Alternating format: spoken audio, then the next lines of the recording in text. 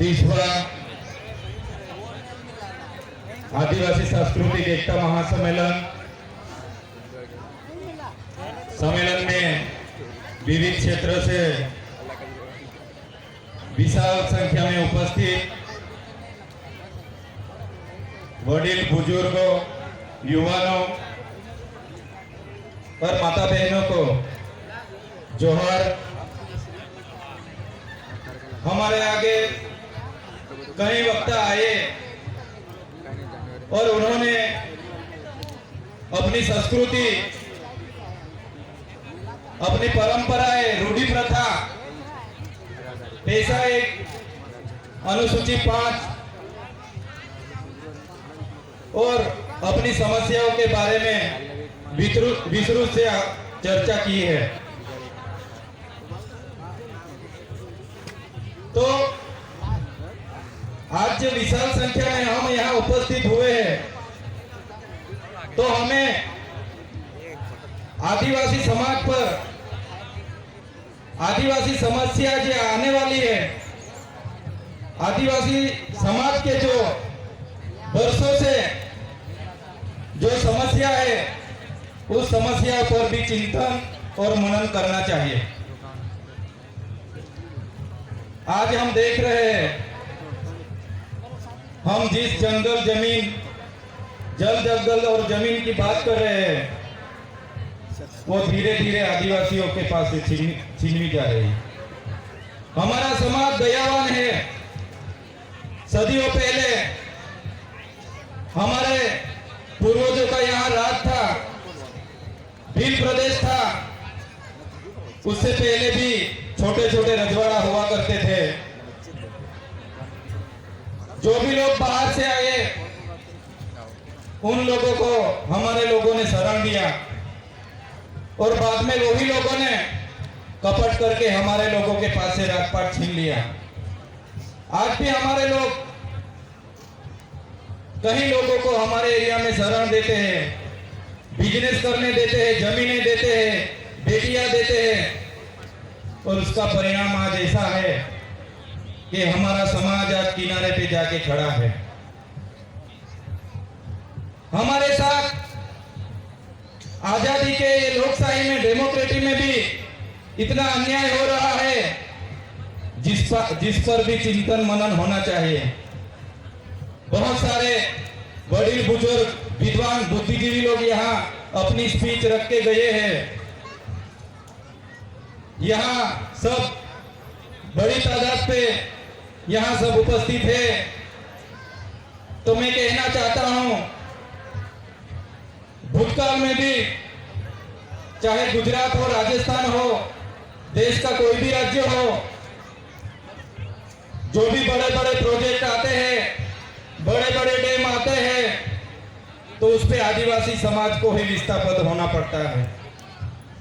हमारी आंखों के सामने इतना बड़ा नर्मदा डैम है, world class statue of unity है, जहां आज हम देख रहे हैं पूरा नर्मदा का पानी हमारे आंखों के सामने से जा रहा है, फिर भी हम मजबूर है कि हम वो पानी ले नहीं सकते।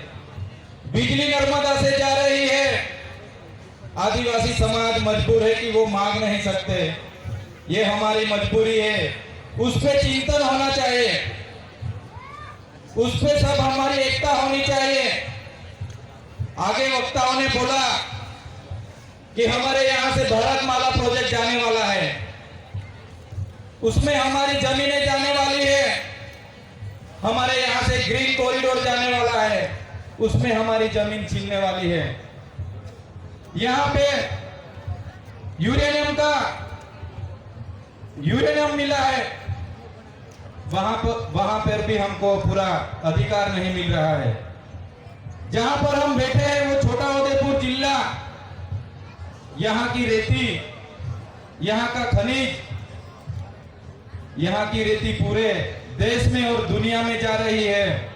फिर भी हम यहाँ पेशा एक की बात कर रहे हैं, लेकिन पंचायत को वहां भागीदारी नहीं मिल रही है। ऐसे ही हमारी जल, जंगल, जमीन और हमारे खनिज संपदा दिन ब दिन लूटी जा रही है और उस पे हम चुपकी दी लेके बैठे हैं।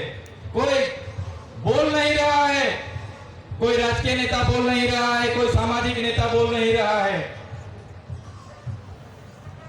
उसके बारे में भी चिंतन होना चाहिए।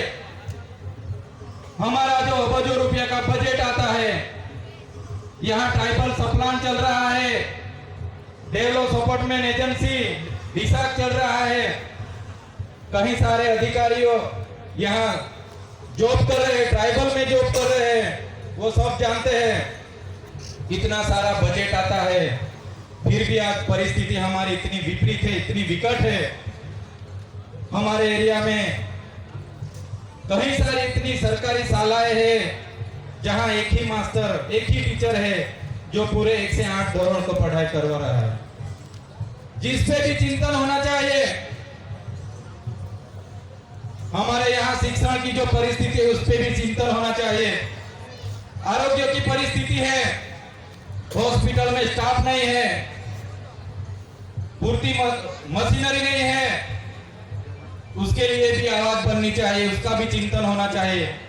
हमारे एरिया में सिंचाई का पानी नहीं है, पीने का पानी नहीं है, नल से जल की योजना आई, पानी पुरवठा की करोड़ों रुपया की योजना आई, आज ऐसा एक भी गांव नहीं है कि जिसको पानी अच्छी तरह से मिलता हो।